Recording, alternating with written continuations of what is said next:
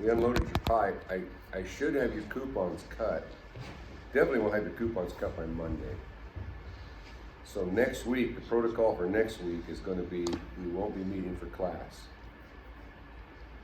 You got the entire week to make one 4-inch weld and then cut the straps out of it. And we'll talk about that today before we go. That'll be your assignment for next week, to weld it and to cut the 6 straps out of it that we need for your testing. And we'll come back the following week and we'll spend some time as a class bending each other's straps and doing the tensile pulls. Now, I don't know, this tensile puller that we've got here at school, you have to drill a hole in and all that sort of crap. Would anybody object to meeting at my shop where I have my tensile puller for one morning, pull tensile straps? Is that okay? It's out in West Haven, excuse me. It's kind of at the corner where 1900 and Midland Drive is. If you go north, go north out of Roy and you go down the hill, right at the bottom there's a stoplight. That's Midland Drive and 1900.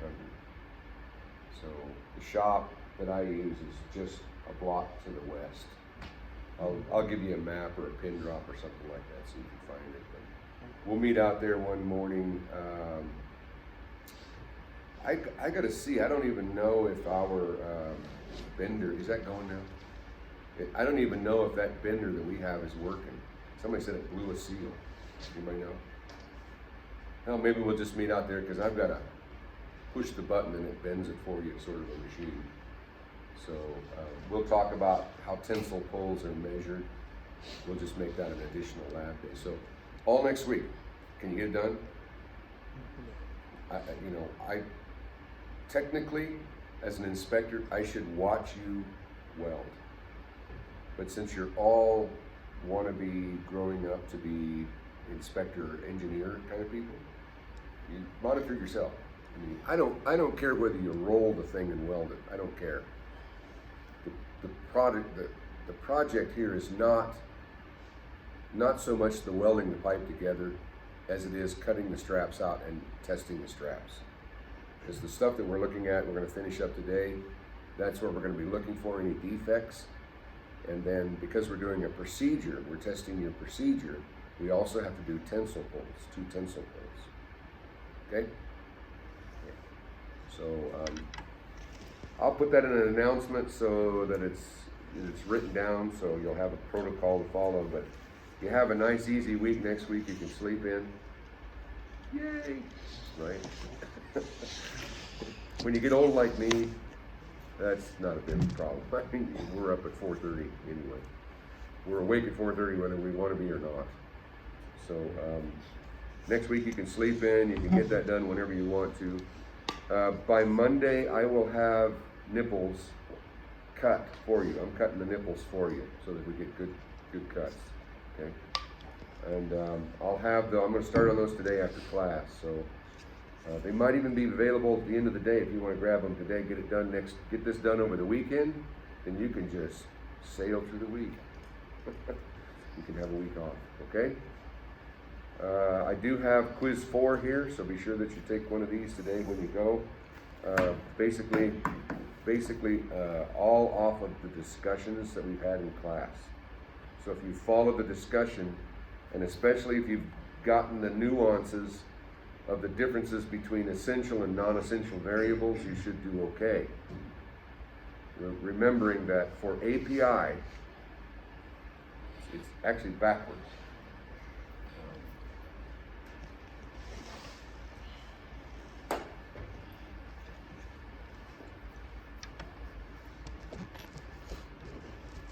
So for ASME, if you do a groove weld, you are qualified for grooves and fillets within reason. There's some angular limitations there. And there's a pretty straightforward. You know, each position is considered to be more difficult than the other. So if you do the most difficult position, then you're pretty much 99% you're qualified for any easier position. And if you do a vertical up fillet, you're not going to be qualified for a vertical up groove. But if you do a vertical up groove, you're qualified for all vertical grooves and all vertical fillets. So there's that subtle nuance to that code. In the AWS code, if you do a groove weld of a certain size and of a certain position, you're qualified for all. But in the API, this is one of the weird things about the API. If you do a groove weld, you are only qualified for grooves. You spell groove right. Didn't that give? Okay. In order to be qualified for a fillet in the API, you have to do a fillet. One is not co-qualification for the other. They're separated. So if you have this big hotshot welder and he's got a 6G groove weld certificate, and they want to weld a slip flange onto a piece of pipe. Everybody know what a slip flange is? Slip flange is a flange that slides over a piece of pipe. So you have to make fillet welds on the outside, and you have to make fillet welds on the inside. He's not qualified. He has to do the branch test in order to be qualified to do that. He has to do the branch test to be qualified to weld an OLED on a pipe. Okay. So let's continue looking at these. We're about done with these, but I want to go through them. Slag inclusions in the API are broken up into two categories: ESIs and ISIs. ESIs, elongated slag inclusions. That is a non-metallic solid entrapped in the weld metal between the weld metal and the parent metal. ESIs, for example, continuous or broken slag lines or wagon tracks. Now, what's a wagon track? Nobody knows. Okay. Well, if you go out here to Evanston, Wyoming, and you drive south on the Yellow Creek Road, you'll come across the place where the Mormon pioneers came through, and they came off of this hogback. Many of them lost their wagons coming down off that hogback, lost their brakes and so forth. Some of them lost their life. But it comes across the Yellow Creek Road, and you can actually see where they came across there and went across that road, and then they continued on to Immigration Canyon and wherever else they came out of. But if you look in the prairie, you'll see this.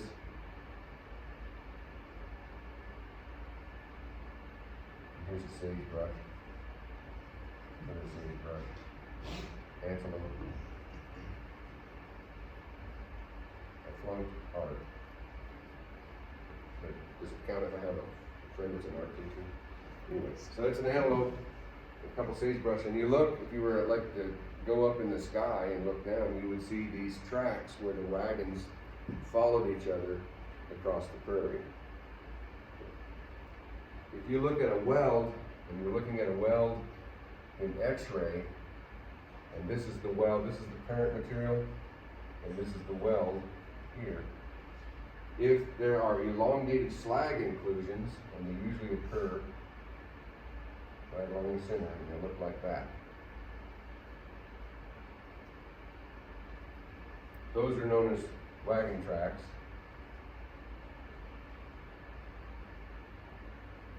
Or ESIs. More technical term is ESIs. So that you know that they're the same term, I'll point that out to you. But these are usually caused when a welder makes a pass and doesn't get the slag ground out or brushed out before he puts the next pass on. So on the x-ray, it looks like 2 wagon tracks in the dirt. So the technical term for the code is ESIs, okay? And they're just elongated slag inclusions that are left in the weld. Okay, now, how much of that can you have? Depends on the size of the pipe. Notice we have large diameter pipe here as a stipulation. Large diameter pipe.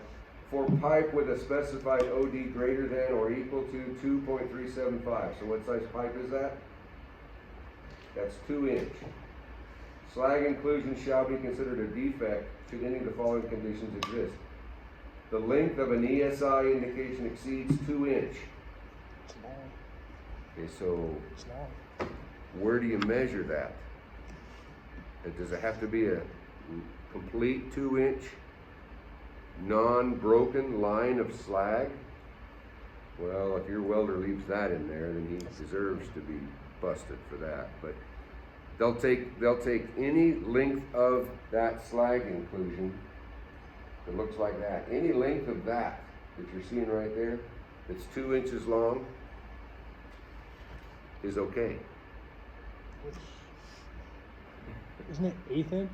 Maybe I'm mixing something up. I thought 1/8 inch was the max you could have for slag. When you're looking at the particular defect known as an ESI, okay, you can have 2 inches of ESI. But if it exceeds 2 inches, so if the length of the ESI exceeds 2 inches, that's horrible. That's a lot.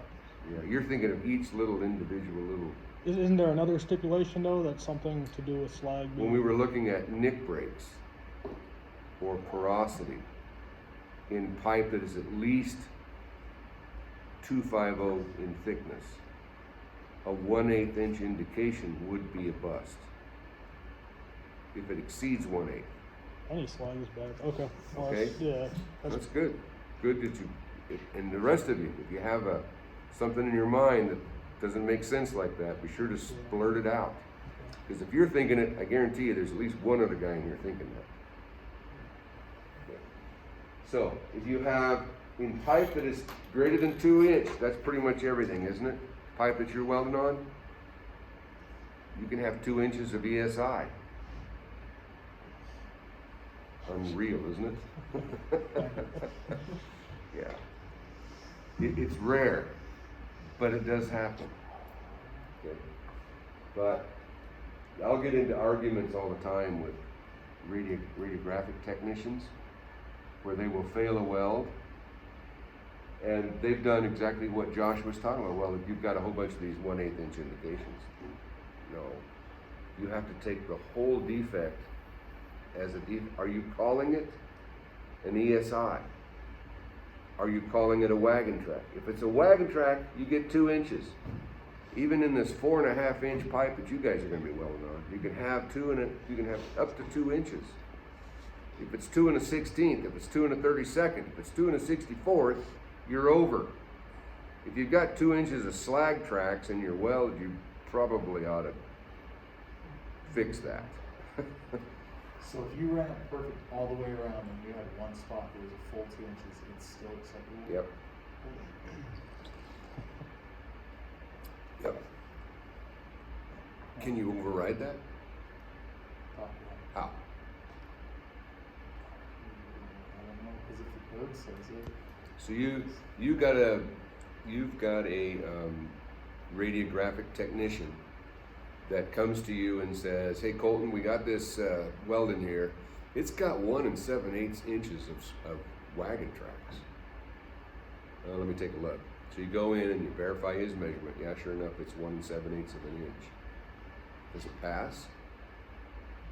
Technically, it passes. Yeah. What if you have in your pocket, or you have in your knowledge from your engineer, "Hey, I don't want any defects left in this pipe. I know the code says this, but in this particular part of this pipe, of this assembly, it's going to see extra stress at this point here. I want no defects." Now you've got something in your pocket you've got ammunition to shoot that one down, okay? And you can say, no, I'm gonna reject that, because in this section of this assembly, we have to have no defects, because the pressure in this particular location will exceed the operating pressure in these other places, or stresses will be more, whatever. So you can bust it. Now, a welder's gonna come at you, and you're gonna say, really? Really? You call yourself, I'm paying you $106 an hour, and this is what you're giving me? You know, if you don't fix it, I think I'm just gonna get rid of you anyway. Because there is a section we've got to get to into this, in this code here, it's all about repairs. There are stipulations that will allow you to repair some of these things. Okay, this is something that shouldn't be in there. Okay, all right. So if in large diameter pipe greater than 2 inch, it exceeds 2 inches. Now look at all these other stipulations. Parallel ESI indications separated by approximately the width of the root bead. That's a wagon track, right there, see? Shall be considered a single indication unless the width of them exceeds 1/32 of an inch. In that event, they shall be considered separate indications. What's it saying there? So, if we take this little spot right here and we blow that up, so you're looking at this in your little handheld microscope, and you see these slag inclusions, and they look something like this.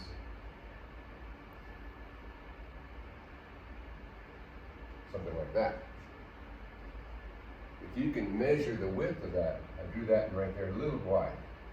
So right there, if that exceeds and is greater than 1/32 of an inch, then it's considered what Josh was talking about. They typically are not. It's hard to find a 32nd of an inch wide wagon track, but you can find it. So if they're wide enough, now he's left a lot of stuff in there.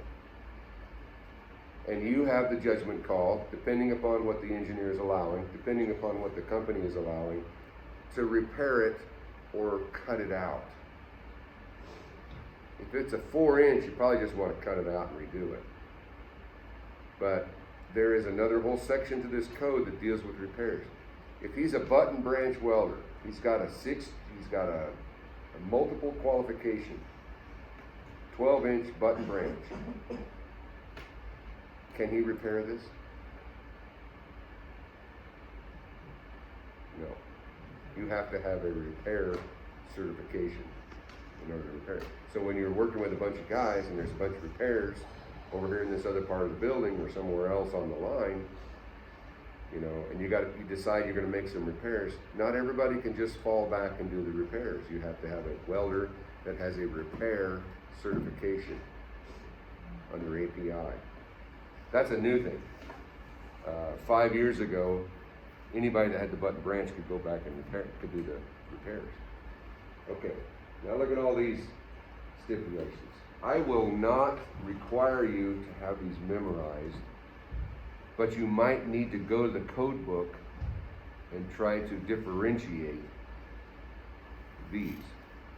The aggregate length of an ESI is in any 12-inch continuous length of weld exceeds 2 inch. That's the first one. The width of the ESI exceeds 1/16. That's 232. The aggregate length of ISI indications in any continuous 12-inch length of weld exceeds 1/2 inch. That's an internal slag inclusion. So slag left in a weld, not necessarily a wagon track. Slag left in a weld, you only get 1/2 inch in 12 inches. Josh? Just a definition question. So an ESI is just on any tie-in, so it doesn't have to be in the center. It could be to the parent metal and the side weld that's going into that, and then internal would be inside the actual weld. So the edge is ESI. Yeah. Okay. Yeah. But most commonly in the center. And I have seen, and this is one of those moments where, you know, in my famous film clip that I show you guys, this is one of those things where Jackie talks to Captain Teague, and, you know, he says, it's can you live with yourself? There have been times when I've had to have that moral conundrum and have to ask that question of myself. If I call this ESI, it passes. If I call this ISI, because you're looking at an X-ray, and you know, it takes a trained eye to tell the difference between ESI and ISI. But you're looking at the difference of it, it's like 3/4 of an inch long. Ugh. You know, this is going to cause thousands of dollars in delays. And if I call it an ESI, it passes. If I call it an ISI, it busts it. So you have to ask that question. You have to really look long and hard at it. And some of these will be nasty looking snot boogers in your weld, and you want to get them out. Some of them are just kind of like, it's like a faint little piece of ESI, you know, and the weld is 1.5 inches thick, you know, and 1/3 inch in this 96 inch long weld is probably not going to amount to a whole lot. If you're welding under 31.1, ASME 31.1, it's got to come out. If it's API and you're looking at the thing and you kind of weigh it out, you kind of subjectively call it ESI and we'll go on. There's been a few of those, you know, but you have to determine what kind of inspector engineer you're going to be. Well, then if the engineer has the note that says no defects, that's the bottom line. Because it sounds messy. all of these x-rays will eventually go through an audit by what's known as a level 3. And those level 3s, they look at x-rays so fast, they're looking at them like this. Like that. And their eye, they've seen so much of it. I could be a level 3, but I don't want to be. I don't want to sit in an office somewhere in a dark room looking at x-rays all day. I would shoot myself. So, but there are a lot of these guys that have been radiography techs for so long, they've been level 2s for so long, they can look at x-rays rapid fire and tell you what they saw. So all of them will go through a level 3 if it's any kind of regulated job. They will go through a level 3 audit. Yeah. And if you leave that ISI that's 3/4 of an inch long, and you called it an ESI, that level 3 is going to catch it. Most of the time. Not all the time. Some of them can be bought. And some of them end up going to Nassau for 3 weeks while the auditing is going on. I am not joking you at all. When you get to that level, it's really easy for the graft and corruption to set in. And if it's XYZ contractor and they know the contractor and they know the guys and they shoot pool with the guys or go fishing with the guys or whatever, you know, it's like, Bob's really good. Everything will be really good, you know. Here's a check for $5,000 and here's your ticket to go to Nassau to go deep sea snorkeling. And they're gone. It happens. And if you don't play ball, you won't have a job. Correct. 2 weeks later, yeah. I've seen Browning, Satori, over and under, you know, nickel-plated, silver-plated, gold-plated shotguns, skeet guns, laying on people's pickup truck seats, and then they're gone. It just makes the job go easier. It happens. That's that part of that scene where it's like, can you live with yourself? You have to decide that. If you do, be sure you get lots of money, because you might end up having to run to Brazil. Okay, so continuing on. The width, we talked about that. The width of an ISI exceeds an 8. More than 4 ISI indications with a maximum width of 1/8 inch are present in any continuous 12 inch. There's all kinds of stipulations to these ESIs and ISIs. I don't expect you to memorize them. I expect you to know where they're at. Can you find them if you need to find them? Okay. Aggregate length of an ESI and ISI included. You add those up, exceeds 8% of the weld length. So if you've got a really, you know, we call them an Appaloosa or a spotted pony. When you get one of those x-rays that looks like a spotted pony, you know, like an Appaloosa. Because it's work. You got to add all those up, and you got to do the math to find the total length of the weld, and then you got to find 8%, then you got to match this to this, and it's like, then it gets like really close, and it's like, oh God, what do we do now? Just give me some good dang welders for once, you know? Then you just look at x-ray after x-ray where there's nothing wrong with them, but you'll get those. We had to apply this right here over at Dan and Way when we were moving the two 36-inch pipes because the pipe was so magnetized. Highly magnetized pipe, if you don't have people that know how to remove the magnetism from metal, can create really spotty looking x-rays. And they're hard to let slide, but you know, we had a bunch of ESI, ASI indications. They were close to the 8%, but it wasn't 8%. And it just hated leaving that stuff in your welds. But it's buried, and if you know where the Dannon yogurt plant is out there, there's a section of the pipeline that goes from central Wyoming to Bakersfield, California that runs underneath that underpass right there that I was the inspector on, and we had such heavy magnetization there. We stayed in that x-ray truck for a long time measuring and consulting and measuring and consulting and measuring and consulting, and I didn't really want to leave those in there. But we left them in there because it's sound metal, but it just looks hideous. So that will really test your metal as a welder inspector. Okay, for small diameter, for pipe with specified OD less than 2 inch. Now this is very rare. Usually less than 2 inch is not even inspected. It's maybe pressure tested. Okay. But for pipe with the less than 2 inch, the length of an ESI exceeds 3 times the thinner of the specified wall thickness. Oh, please kill me. Parallel ESI indications separated by approximately the width of a root bead shall be considered a single indication unless the width of either of them exceeds 1/32. Where do you read that from? It's up here. In that event, they shall be considered separate indications. The width of an ESI exceeds a 16. The aggregate length of ISIs exceeds 2 times the thinner of the specified wall thickness. The aggregate length of the ESI and ISI indications exceeds 8% of the wall length. When you have to deal with slag inclusions, it makes your job tedious. And you will have some questions in this class on examination material where you're going to have to make a determination from these code stipulations.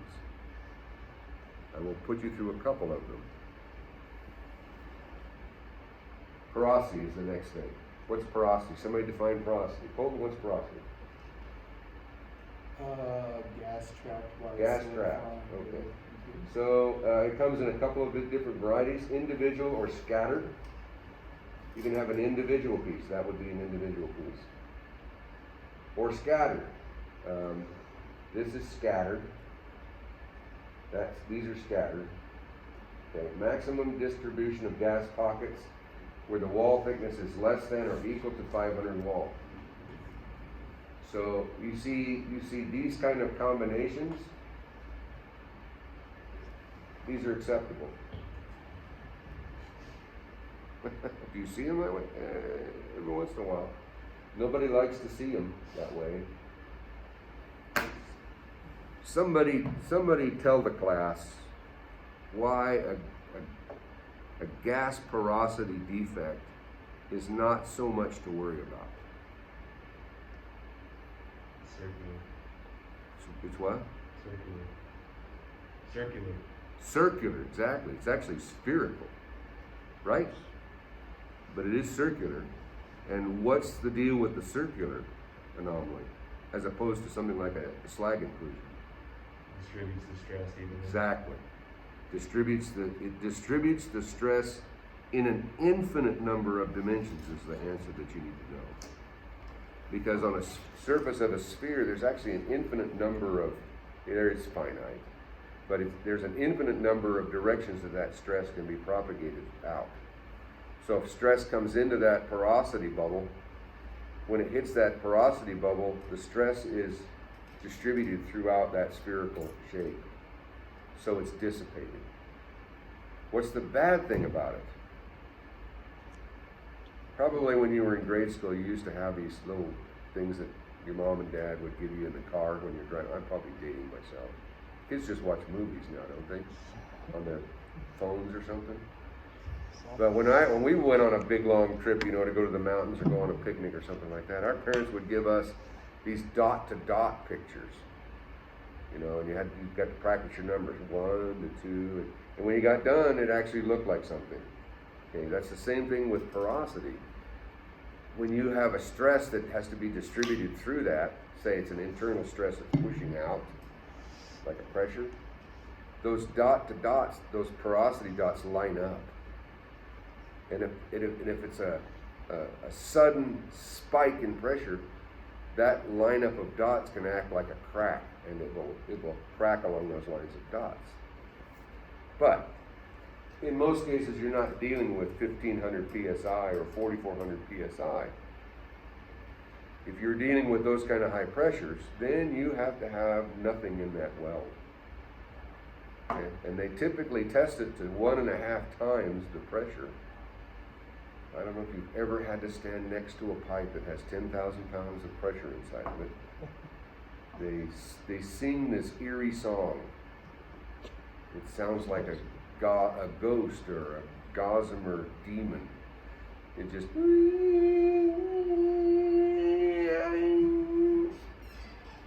pressure's just being distributed all the way through that thing. And if you've made a 4-inch well right here, in some cases we used to have to stand by our work. They don't do that anymore. You have I think it's over 2,000 psi pressure, especially if it's nitrogen. They make you get 1/4 mile away from it, because it can be quite catastrophic. If it's water, it's not as catastrophic, but if it's nitrogen or gaseous pressure, they used to make us stand by our work, literally, to look for leaks. You're going to get the leak right in your mush if something fails. But when you're dealing with pressures like that, you have a couple of spots of porosity in that stuff. It's just gonna crack between the spots, and then crack between the spots, and crack between the spots, and it's gonna fail. Okay. But under normal API situations, individual or scattered porosity shall be considered a defect if the size of an individual pore exceeds 1/8 of an inch. Now that is, there is a wall thickness right here. The size of an individual pore exceeds 25% of the thinner. I've been caught on this a couple times. Been called into the shack. It's like, hey, we got these porosity things here in the X-ray, and you're like, where?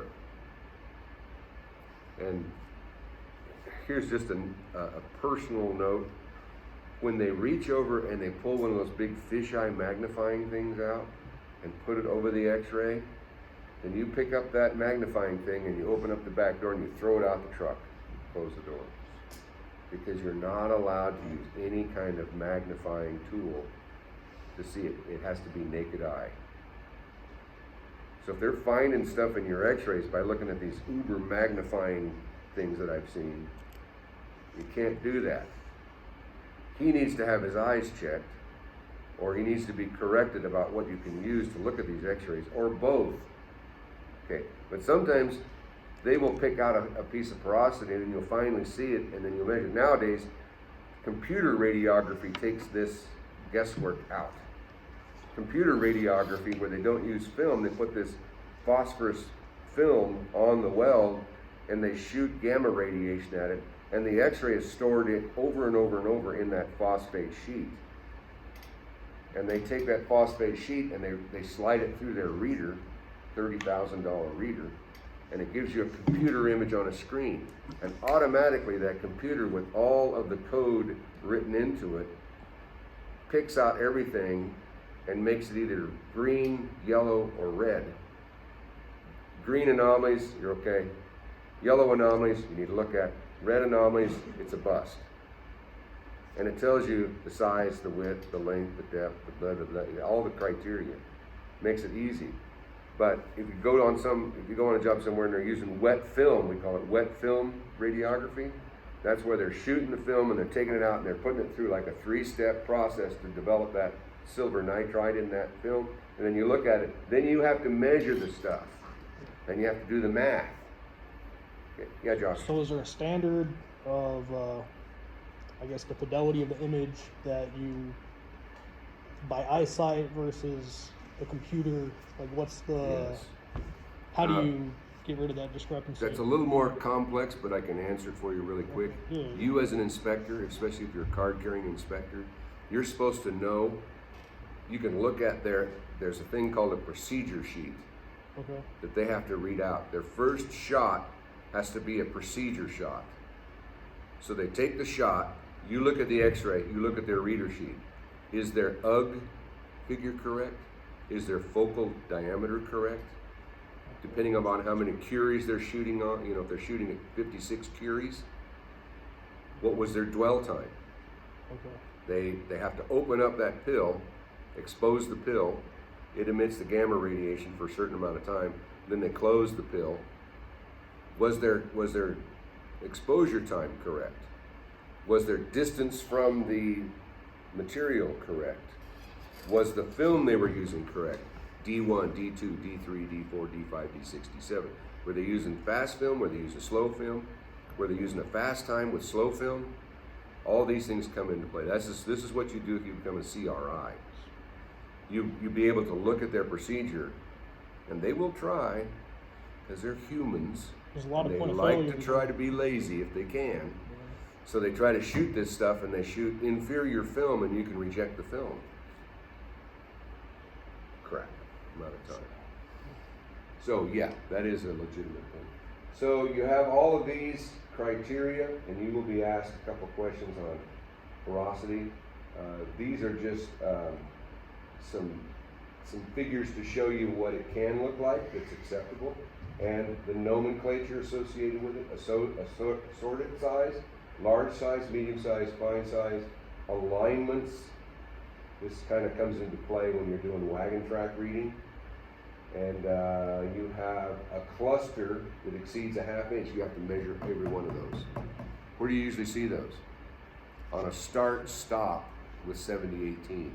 When somebody stubs out, there's always a cluster porosity, because you have a voltage spike that puts cluster porosity in it.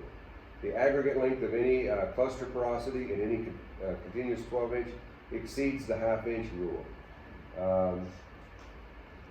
This is wall thickness greater than 500 wall. So take a look at those. There's the criteria for that. Hollow bead. I think we talked about hollow bead before, didn't I?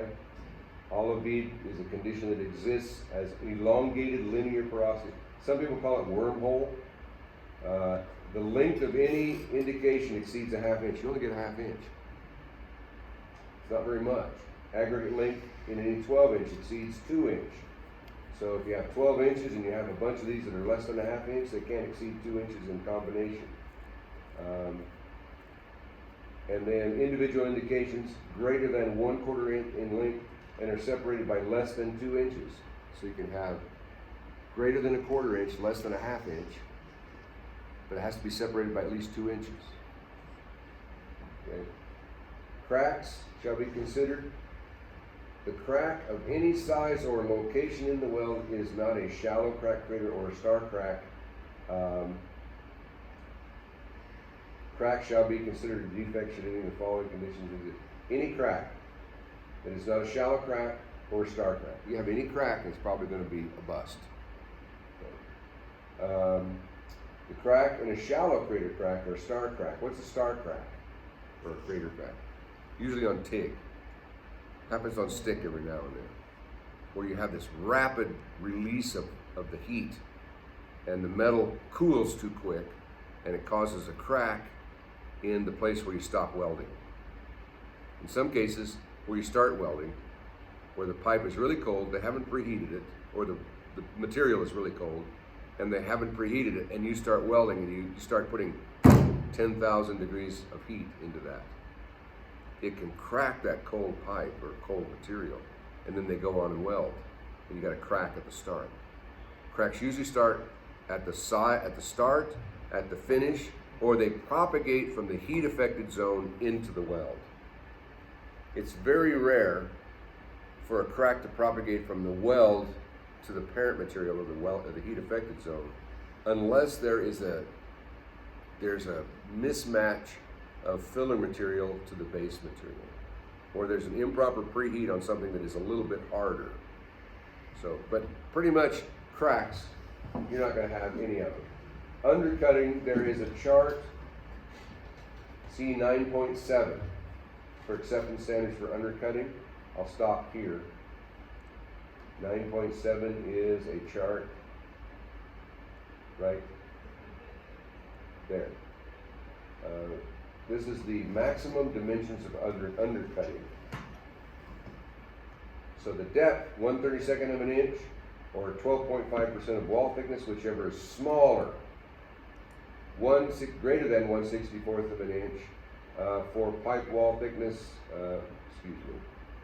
1/64 of an inch, but less than or equal to 1/32 of an inch, or 8%, greater than 8%, but less than 12.5% of pipe wall thickness, whichever is smaller, a 1/64 of an inch, or less than or equal to 6% of pipe wall thickness, whichever is smaller. So you have three criteria for depth. Length for something that is 1/32 of an inch or greater, and you can have a depth of 1/32, but you can't have any length. That's a tricky question. If it's a 32nd of an inch, any length is a defect. Okay, how do you measure 32nd of an inch? It's not the thumb nail. There's a gauge for this. We'll take a look at that. Okay, notice that if you have less than or equal to a 64th, acceptable regardless of length. If it's between a 64th and a 32nd, 2 inches in a continuous 12 inch. Okay? Be sure you take one of these quizzes with you when you go. Hey, do you have that study question sheet? I got my binder. Yeah, when I was studying.